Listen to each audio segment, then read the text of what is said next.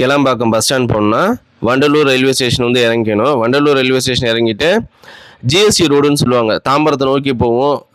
Bus lorry பாருங்கள் வேகமாக போவோம், பார்த்து கிராஸ் பண்ணி இதை இங்கே வந்து நின்றுக்கிட்டு இப்போ இந்த ரோடை கிராஸ் பண்ணணும். இந்த ரோடை கிராஸ் பண்ண அதை 2 வீலர்லாம் போகுதுங்களா, இந்த ரோடை அதை கிராஸ் பண்ணி இந்த ஓரமாக போனீங்கன்னா அதை பிரிட்ஜு தெரியுதுங்களா, பிரிட்ஜு கீழே பஸ் நிற்காது, தூரத்தில் பாருங்கள் பஸ் வருதுங்களா, அந்த பஸ்ஸெல்லாம் அங்கே நின்று தான் வரும்.